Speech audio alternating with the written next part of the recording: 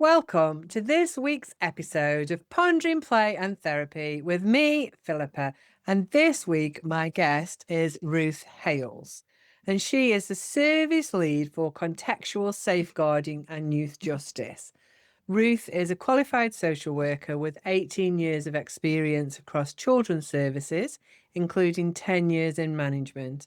Her career has been based on the Isle of Wight, where she has built extensive expertise in child protection, early help, and youth justice, always with a strong focus on safeguarding and supporting children, families, and victims. So, welcome, Ruth, to the podcast, and thank you so much for being here. Oh, thank you for having me.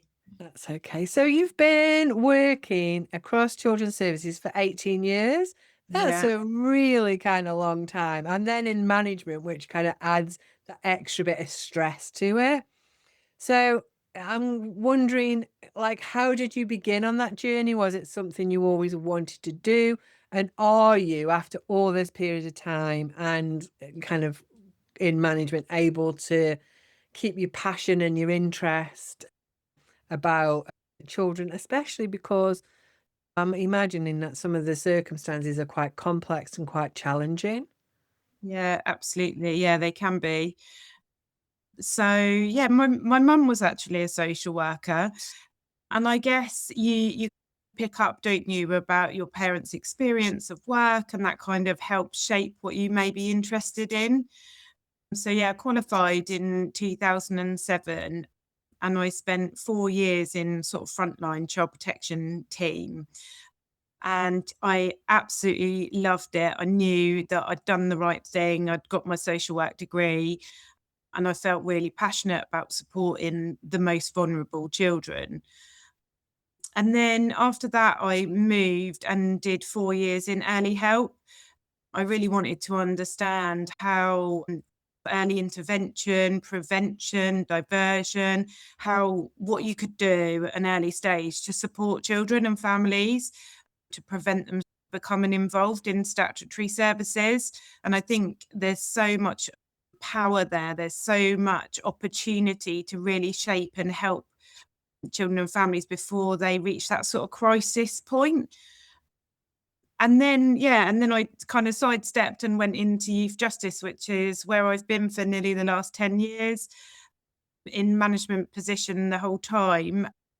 And I absolutely love it. There is something about youth justice that totally grips you. And it's just so interesting. It's so diverse. Every day you come up with different scenarios, different situations. You come across different children, their experiences. And I really feel that you can make a difference in that space.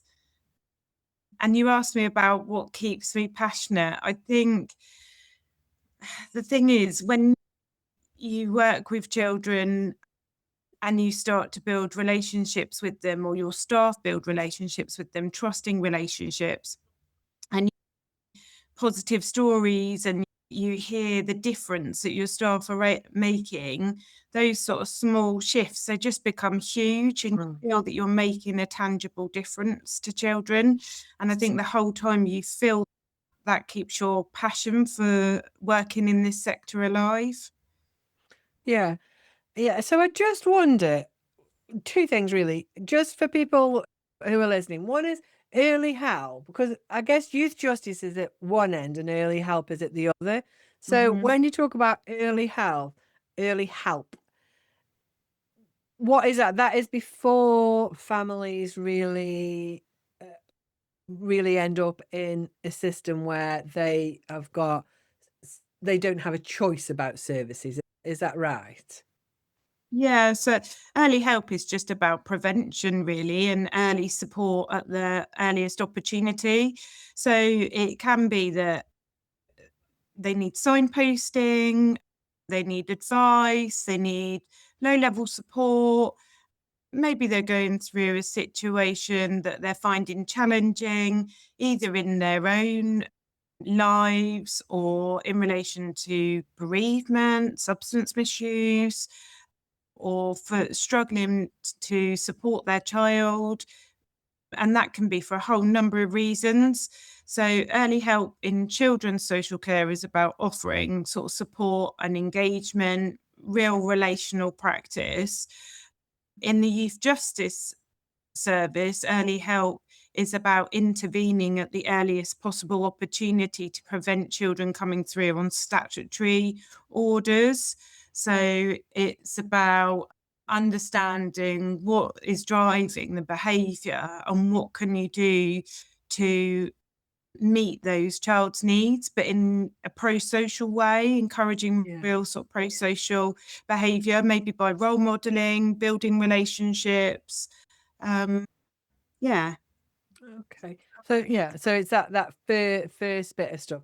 So can we just, for maybe people who aren't familiar with a youth justice service, Mhm. and also the child first practice, which is Yeah. what you work with, can you just tell us what that means in everyday life? Because I guess if you're a social worker and listen to this, you know what it looks like on paper or in statutory requirements, but what is it like for you guys? So youth justice services all across the country are set up slightly differently. They're formed from the Crime and Disorder Act 98, and they are about bringing together multi-agency partners to reduce the risk of a child offending in the first place, but also to reduce children re-offending if they have committed offences, but also to prevent them going into the custodial estate. So youth justice services are multi-agencies, often made up of police, probation, health, education, and multiple partners coming together in the best interests of children, families, and victims. I think lots of people don't often know that youth justice services work with victims, support victims, Mm, and we actually contact all victims of children's offences, and we try to find out from those victims how they've been impacted by the child's behaviour. And then we use that information to then inform the work that we're going to do with the child, and then use that to shape sort of restorative justice work that we might complete. And that totally aligns with the child first principles within youth justice and across children's social care. Child first is about seeing children as children, and it's about understanding their needs, diverting them from the stigma that can be attached with being involved in statutory services, with youth justice services, and really understanding what their needs are and how we can work with them to shape the services that we deliver. So about collaboration and that building their pro-social identity that I just mentioned, understanding what goals they're trying to achieve through their behaviour, and then what we can do to replace those needs in a real positive way. okay. You just mentioned restorative justice.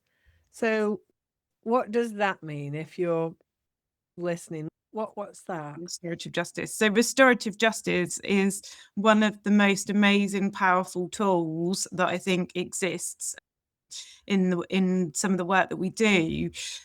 Restorative justice is really about understanding how the victim's been impacted, how the child feels about the behaviour that they displayed, and what both parties would like to happen to repair the harm ultimately.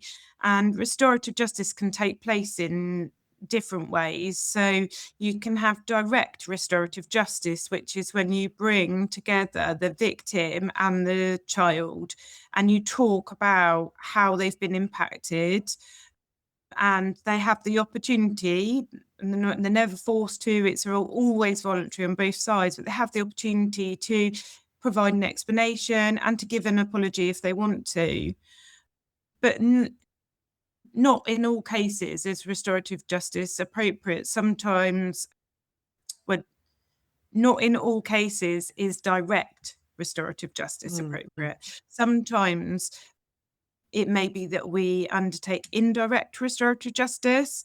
So that can be when the child wants to write a letter of explanation and we give that to the victim, or it might be where the victim has specific questions that they want to ask the child so they can understand things like, were they deliberately targeted? How have they felt since it's happened? Is it going to happen again? They might have certain things that they would want to ask. So it's about understanding the needs of the child, the needs of the victim. How do we come to a middle ground where both parties feel satisfied to a point where that they can move on with their lives? Sometimes it's about giving closure of what's gone before and allowing them both to understand what happened and be able to move on from it. Does it work, Ruth? Because I guess some people might think, oh, the child will just sit there and say, yeah, I'm sorry, I didn't mean to do it, in order just to get off or not get a sentence or not be seen in a positive light, but actually they don't really mean it, or It absolutely works if both parties want it to work. yeah. And there has been some really high profile situations where restorative justice has been used with some very serious offences, and both parties have been really satisfied with the outcome. It's about relational practice, about bringing together those parties and giving them the opportunity. I can think of an example of a really amazing piece of restorative justice that we undertook with a child. Several children had caused some damage to some cars, and we contacted all of the victims, and some of them were not bothered. They were going to go through their insurance company, it was going to be resolved. Others felt really impacted by what had happened. And actually, one lady came forward and said, I actually would like to meet with the child, or would like to understand why my car, why that day, and the impact that it's had on my life. So after preparation, you always do a lot of preparation before a direct meeting. But the lady actually came and met with the child, and she explained that the car was used to transport her husband over to the mainland for cancer treatment. And the child, whose grandfather had cancer, really felt huge levels of remorse because there was a link there. Do you understand? He could really feel that because he was able to relate it to a personal situation, and he was angry. He said, actually, if someone had done that and that prevented my granddad being able to access the treatment that he needed, I'd feel really cross. And so they built this connection, and they had this amazing conversation. And at the end of it, he repaired the harm that he caused. He felt really remorseful, and she wanted the best for him. She wanted him to be able to move on, go on into education and build positive life for himself going forward. And I just think it's about giving those opportunities to have those open conversations. And I'm guessing that's what kind of a good youth justice intervention looks like. Mm. So how do you truly put the child at the center rather than the offense? Especially if the offenses are quite serious, it must be hard at times to see past the offense. And sometimes, I don't know, I think when younger children commit very serious offenses, in some ways, it's more shocking, isn't it? And it's more, oh my gosh, there must be something wrong with them.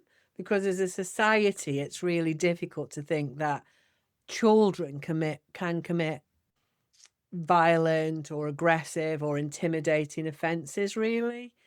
I guess graffiti, you accept that's a childhood behavior, but maybe assault or sexual assault or burglary or something like that's at the higher end, you really don't think about children doing that. So how do you see past the offence? And can you give any examples of that? Yeah, I think people are keen to focus on the age of the child, but actually their maturity age can be different, and often their life experiences, we don't always understand what their life experiences have been until we get to know the child. And sometimes children have really witnessed some significant things in their own lives. They've had what we call adverse childhood experiences. Mm.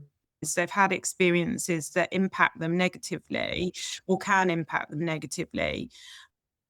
And child first practice is all about focusing on the positives in their child's life, really prioritizing their needs, their identity, understanding their experiences, and focusing on the strengths as much as the challenges.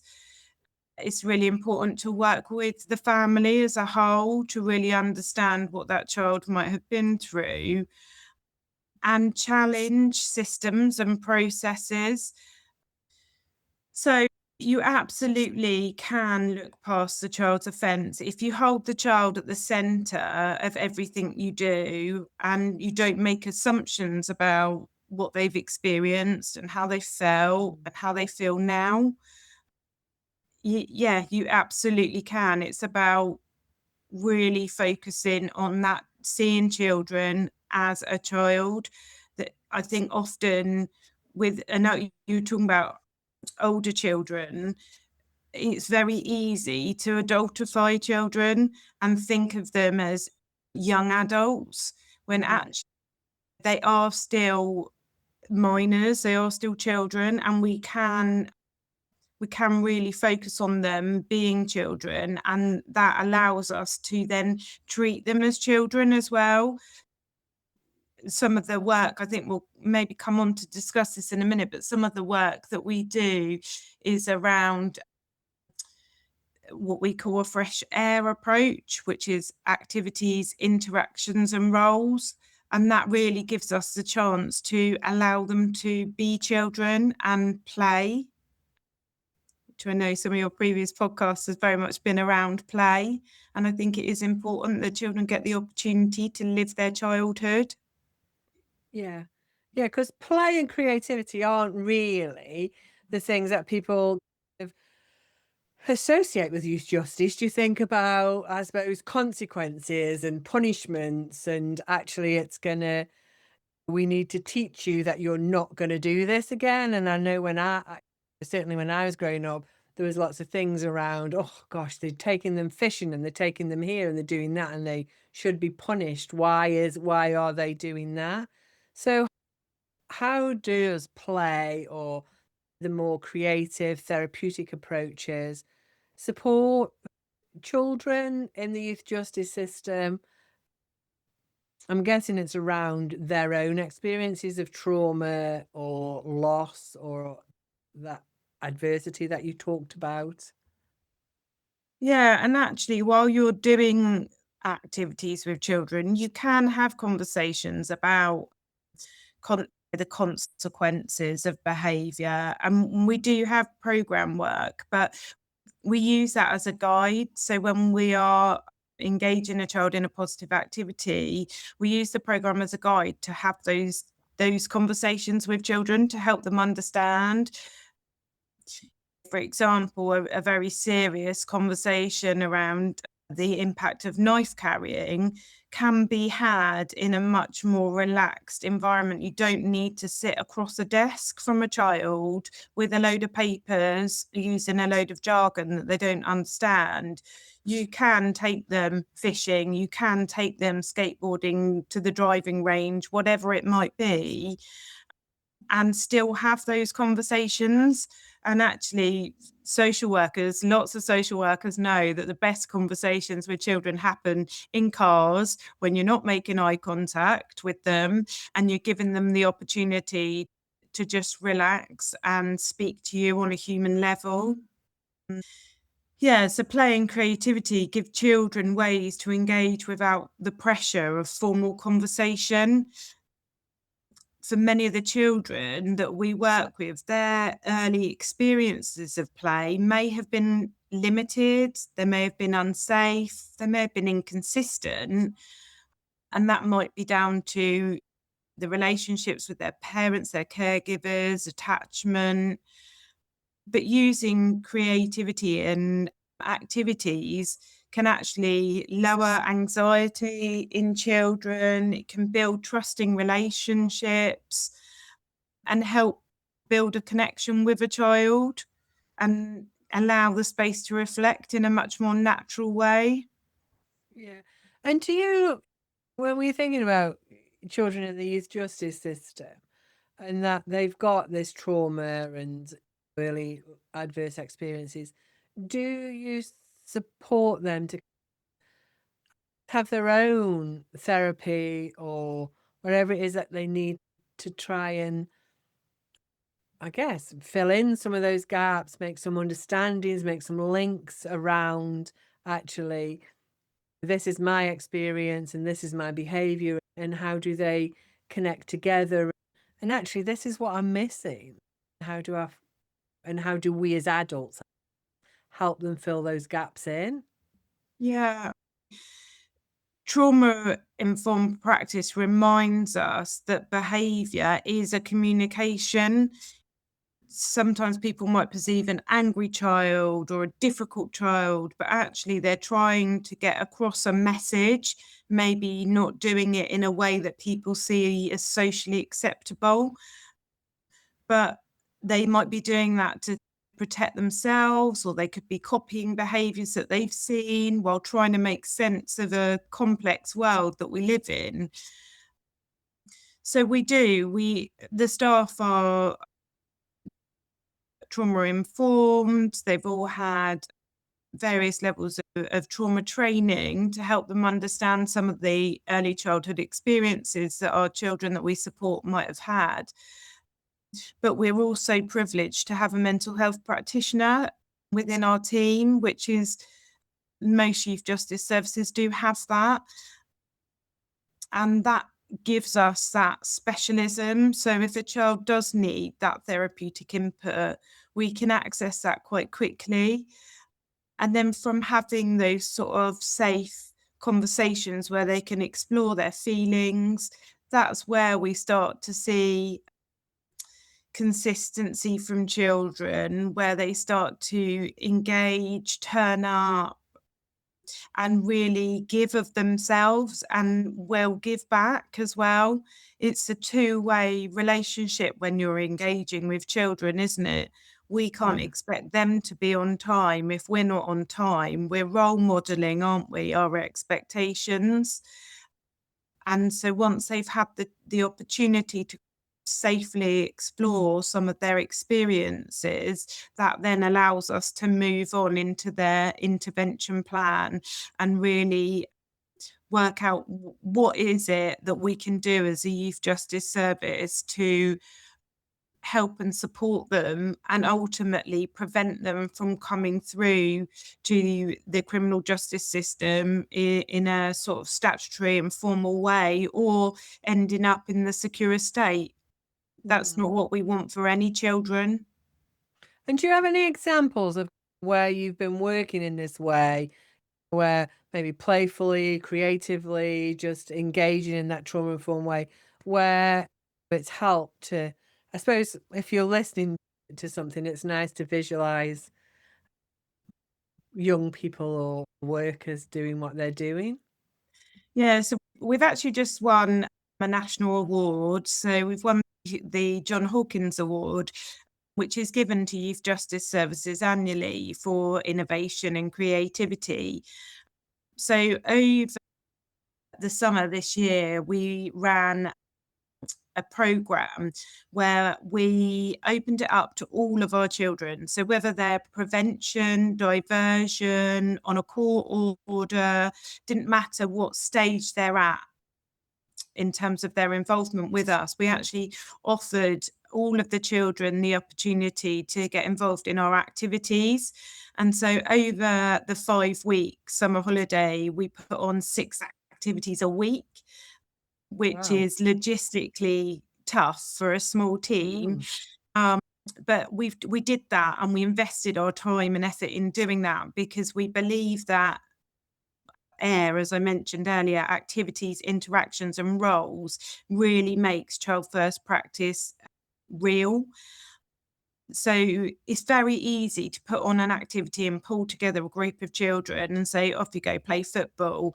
But AIR is the next step to that. It's about allowing them the opportunity to have interactions with people that they wouldn't normally come into contact with, and then have a role in developing some of those activities and building relationships within their community.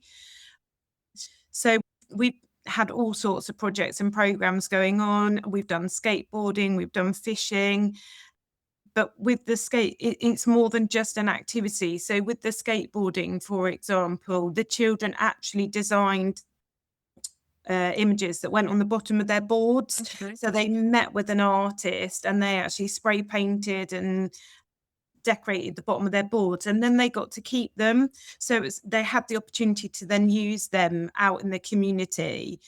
And the same with the fishing as well. So it's not just putting on fishing, it's actually teaching the children how to gut fish. No expert in fishing, but how to learn those sort of skills that they wouldn't normally learn. And so they interacted with the fishermen and they understood how they could develop those skills. And then at the end of the program, they got to keep the rods.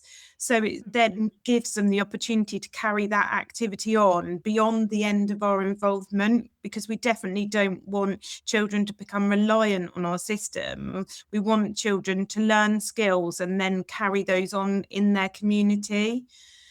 And I'll just tell you about a photography project that we did as well, because I think it gives a bit of an example how it's not just about children going out and taking photos. So we had a small group of children. We managed to get them some cameras. They linked them up with a local photographer.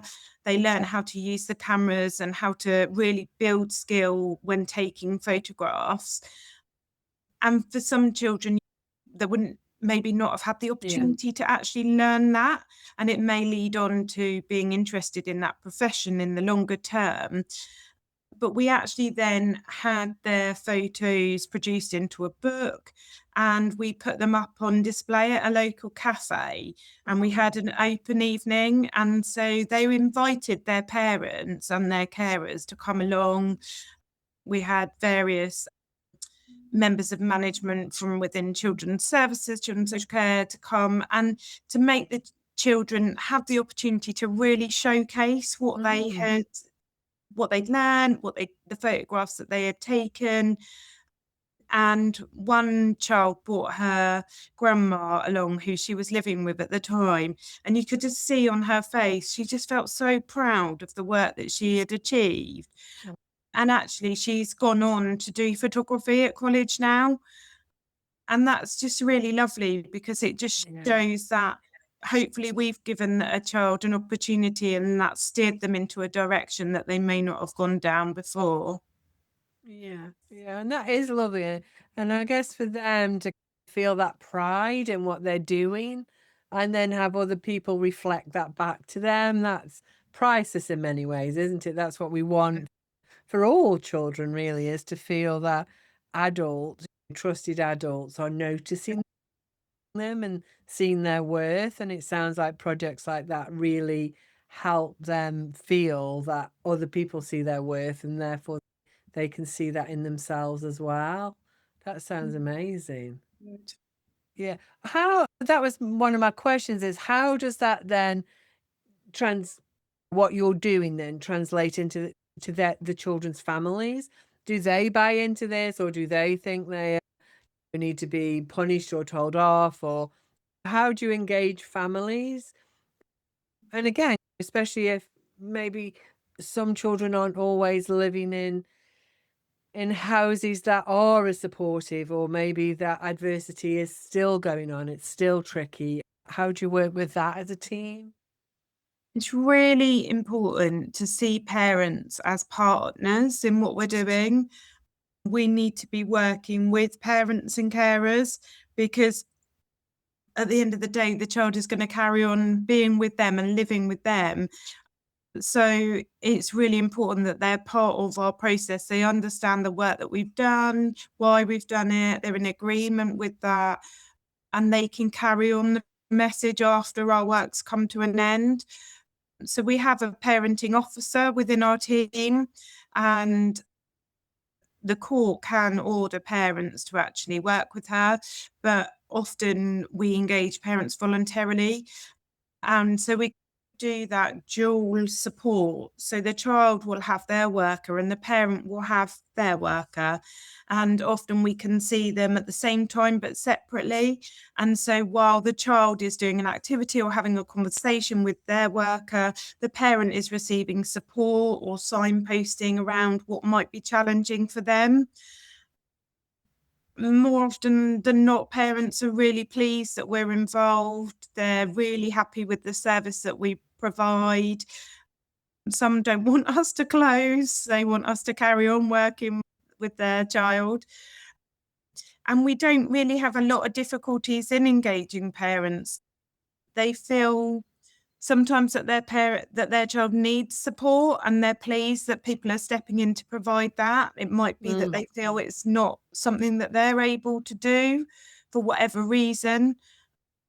Sometimes when a message comes from someone else that's not mum or dad, it's heard yeah. differently, isn't it?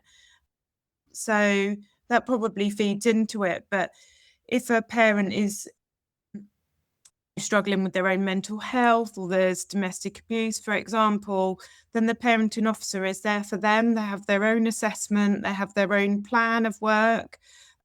And yeah, we try with empathy and curiosity to engage and develop a relationship with the parents alongside the child. Okay. And do you work with schools as well? Because I guess you've got family as one big area that children spend a lot of time in, but school is the other. Absolutely. And Yeah. do you work in or with schools? Yeah, we work loads with schools. So we have an education, training and employment officer within the team who's been in the team for 20 years, very knowledgeable, has links with all the primary, secondary schools, the colleges, the alternative education providers. And yeah, I've recently taken on a governor role at a local pupil referral unit, because some of the children that we support, they access the pupil referral unit. So there's a real synergy there. So yeah, we work really closely with schools and we try to support them as best we can. Yeah, we've got a good relationship with our schools. That's good. And so in your team, you've got social workers, police officers, probation, health. Do you have volunteers as well? We do, yeah. Yeah, We do have wow. volunteers. Yeah, so we've got about 6 volunteers with What our do they team. do? They do 2 things. So if a child is on a referral order, which is a court order, And they what have. does that mean? So what does a referral order mean? So the court's done it, Yeah. but what does it mean? So it basically means that a child is mandated to work with us. Okay. Um, So they and don't have a choice. The court, the judge, the magistrate has said you have to do so many sessions, so many hours with the youth service. yeah, Uh, yeah, and so they have to come. And if they don't come, they would be breaking a court order and they could then get a much more serious sentence. Is that right? that's exactly right. Yeah. So Okay. a referral order is between 3 and 12 months. Mm. And so the child will be mandated to work with us. And under the referral order, they have to have a panel meeting. And at the panel meeting, the guidance is that you have 2 members of the community there that actually chair the panel. And that's where our volunteers come in. So our volunteers, they work in pairs, they will arrange the panel meeting, and the child will come with the parent, the youth justice officer, the restorative justice officer, and they will come together with the volunteers who will chair that meeting. And in that meeting, they will agree what the child is going to do during that period of time. So what you're building a relationship, understanding, having read the child's assessment and report, what sort of things might help this child? What can we do to support the child, support the family, and to, yeah, build pro-social identity? So they draw up a contract with the child, and both parties sign it. So the volunteers sign it, the youth justice service sign it, the child and parent signs it, and it's legally binding. And so they have to do the things that are written onto their contract. So if you were a social worker, it'd be like a care plan. So this is how we're going to treat it. If you're an education worker, it'd be like your health and education plan. It's the plan that says these are the child's needs within this arena, and this is what the child is going to do in order to meet those needs. This is what parents are going to do, and this is what the youth justice service is going to do. And so it gives a clear plan about how that support is going to look, the responsibilities of each person over the period of time. Exactly that. Our volunteers also engage with reparation. So reparation means repairing the harm. So that I explained earlier that it can be done by the direct reparation, indirect reparation. You can also have community reparation. So that will be when a child gives back to their community. That can take place in a whole range of ways. Only last week, a child was baking cakes, and then we went and gave that to the local hospice. It can be sanding and painting benches within the community of which their offence occurred. It can be all sorts of things that can be done within the community space. But in order to facilitate that community reparation, our volunteers will come along and support with those sessions, and they don't stand and give order and watch over the children. They fully engage with the child. They'll do the reparation alongside the child. And if the child is on a referral order and reparation is part of that contract, we would try to make sure that the volunteers are the same volunteers, because they'll see them at the panel meeting and then they'll see them at their reparation as well, because that helps keep that continuity for the child. Mm. So I guess it's just if you're at home and your kid hits you or hits his sibling, then you might say, actually, oh, such and such is feeling unkind now, so let's go and take them a cookie, or let's let them play with your game. It's that kind of repair, that rupture and repair, but on a bigger thing within a community. It's that kind of, we've ruptured this relationship somehow with our community, and now we're gonna do something that repairs it by we're standing down benches, baking cookies for a hospice, litter picking. But it's that helping.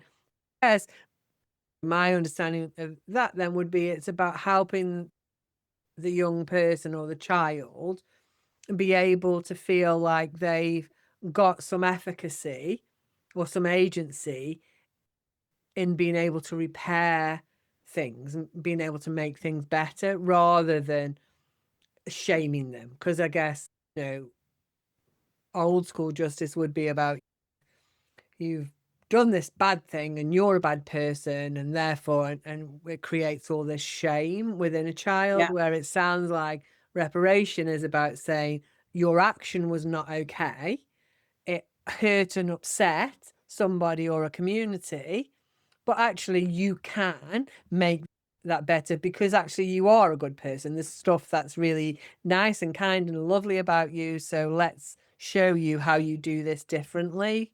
Would that be? Yeah, absolutely. So we have done many different reparation projects across the Isle of Wight. It's really extensive. We've been involved with so many local service providers where the children have been in and cleaned out animals, fed the animals, been out with the lifeboat, fire and rescue, English heritage places where they've been in and painted some of the spaces there. And one of the things that we've been working on as a service recently is about improving the spaces in which we see the children. Mm. So, really making our spaces feel more comfortable. And recently, we've been involved in an art project which has been in the custody cell. So underneath the court, there is a cell where children are taken and will wait before their court hearing if they're being produced. And as you can imagine, that is not a environment set up for a child. So we actually commissioned an artist to work with a group of children that we support. And the children chose the artist to start with. So we Dragon's Den style got artists in and they described to the children what ideas they had, how they might engage them. And the children actually chose, yeah, we want to work with this artist. We think that Mm. they're going to be the one that we could work with best. So we commissioned that artist, and over a period of weeks, the children actually designed a project called Windows to Wellness.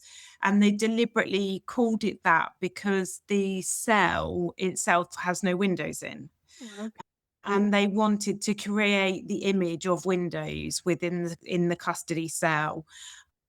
And so they designed this beautiful artwork which has like a giant window, a small window, and two portholes. And if you look through the window, there's framed windows. And if you look through them, they've got like dolphins. One of them's a space, one of them is a sea theme, one of them's a space theme. And the other ones are like parks and forests, and there's squirrels and all sorts of beautifully painted butterflies and all sorts of things. Um, the children that designed those, that was their reparation project. So they are giving back to the community because other children will sit in that space and hopefully feel that it's been designed by children and it's to try and make that environment just feel that little bit more comfortable. And we've done very similar projects with the room in which we have here in County Hall. We've done a similar project with the police station. And we've done another project with our youth court office where we see children that come in for court hearings. So we've trying really hard to adapt the spaces, but using that as part of reparation projects so that the children are contributing to their community and feeling that they can paint walls, build tables, design Mm. stuff, and they can make environments better for other children that will come after them. And I'm guessing this is about helping to see past the offence, because I guess I guess some people think, "Well, actually you would want them to be scared sat in a cell so they don't do it again." But I suppose I'm wondering, you talked earlier about actually lots of the behaviours are about other stuff, really about what's going on, about their early life trauma or adversity. So these projects or making these spaces nice, giving them these experiences is helping the child, one, see past their offence, that they're more than this, they are all these things, but also about giving them the more than for life, that you don't have to stay in this pattern of behavior, that you can do and be Yeah. something different than the kid who nicks sweets from Tesco or the kid who whatever it does. I'm Yeah, guessing that's why these are so important, really. yeah. We don't want children to be scared. There's lots of research that shows that old style approach, taking children to look round the secure estate, taking children and locking them in cells to see what that might feel like is actually really damaging. We want children to feel professional love, relentless commitment to them. There's there's no benefit to making children feel scared, and it's just actually damages the neuro pathways. We Mm. want them to know that they might have made a poor choice, they might not have the support that they need at home, but us as their corporate parent can set positive examples. We can be there for them. We will turn up, we will show up, we will relentlessly be there for their appointments. We had a child last week who we went to see, who told my member of staff where to go and that they weren't going to see them. And my member of staff then sat and recorded a video and sent that to mum, and mum then played that. And then we turn up the next week and we say to this child, we are not going away. We are actually here to support you. You don't need to be scared of us. We want to find out and understand what life is like for you. And that keep turning up, because they don't often, children don't have that in their lives. They have children, they have maybe professionals or parents or caregivers that give up, that don't Mm. have that commitment to them, and we're not prepared to be one of those people. We won't give up, we will keep trying. And that approach has seen some really successful results with some of our children. We've had children that absolutely don't want to engage, that by the end of their program actually want to stay open on voluntary programs. So we have to be there for children, don't we? Because Yeah. they're the ones that are carrying things forward. They're the ones that are going to be there for our future. If we don't get it right for them, then they're not going to get it right for us when they're the ones looking after us. Yeah. Yeah. So would you say that is one of the most important things, is that predictability, that consistency, that kind of just being that safe adult that says, we've got you. We see you. Because I guess that's really important, isn't it? Is that we see you and we've got you and we see all of you. So we see the stuff that's tricky. We see the stuff that actually we don't agree with, but we also see all this other stuff about you. And we're going to keep showing up, even if you just keep showing us or trying to show us the things that you think we're going to push away. Because often that's what happens, isn't it? Is that the they're telling you where to go, or the negative behavior can be just a communication that says, I'm really scared you're going to let me down. I'm Yeah. really scared because actually having relationships for me means that people hurt me, or I just get to like it and then you'll disappear like everybody else in my life. So I'm just not going to invest. Yeah. Many children face huge barriers long before they come to Youth Justice Service and have involvement with us, whether that's poverty, school exclusion, unmet neurodiversity needs, or exploitation. It could be a whole host of things. And systems can feel overwhelming and sometimes punitive. And that, I think, can lead to children disengaging. But that relational, playful, therapeutic approach often softens the edges of systems, and it gives children moments of safety, humour, connection. And I wish people understood that they are children first. They Mm. may be scared, they may be overwhelmed, they may be carrying burdens bigger than their behaviour suggests sometimes. But meaningful change, it comes from relationships, not from sanction. It really comes from a stability, belief, feeling genuinely seen. And when a child trusts an adult to not give up on them, that's when the change becomes possible.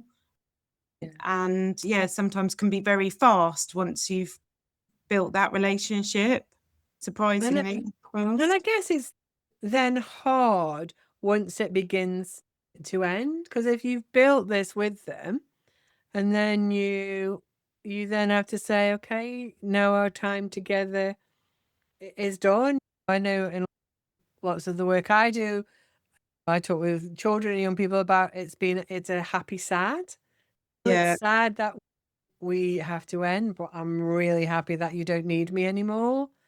yeah. Um, We always create exit strategies with our children. And we try to actually do that from the midway point. So we're starting to think about when you exit our service, what will that look like? Who will be there to support you? How can they carry on some of the work?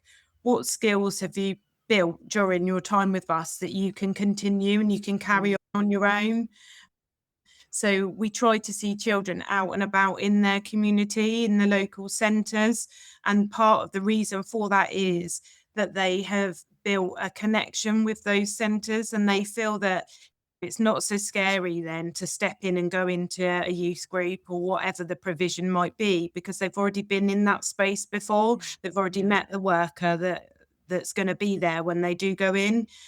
So we try to build connection within their community so that when we step away, it doesn't feel painful, it doesn't feel yeah, rejection. It's always planned for. yeah, yeah. So as we just come to an end, I suppose I have one final question about hope, really.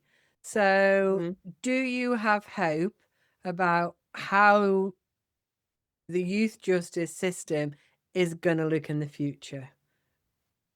That's a big question. Yeah, I think youth justice services are achieving amazing things across the country.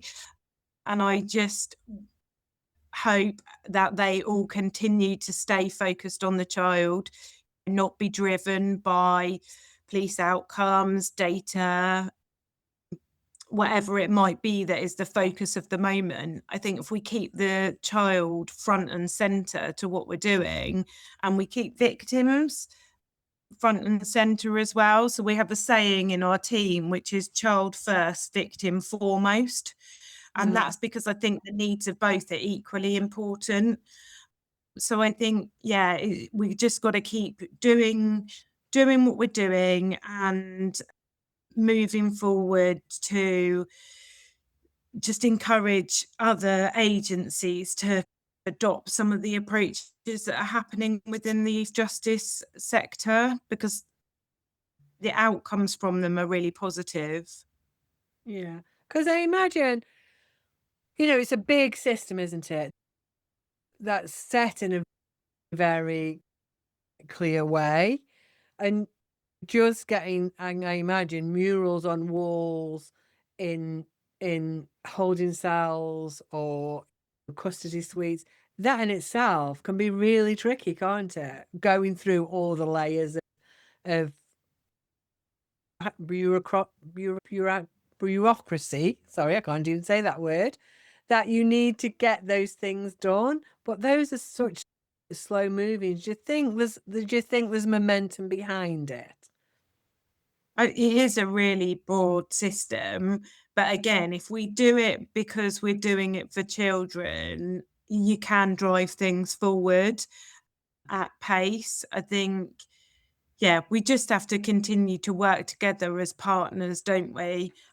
And more heads are better than one. So I think if you're doing things joint up with other agencies and you're keeping the child in the centre, then you can only achieve positive things. Yeah. Nuts. So yeah, I think that's a really nice place to end. Really just thinking about that child-centered approach and holding them and the victims in the front of our mind and thinking about how do we really help people to be a whole and connected and seen. So that's really lovely. Thank you so much for your time, Ruth. That's been so super interesting. Yeah, you're Um, welcome. thank you very much.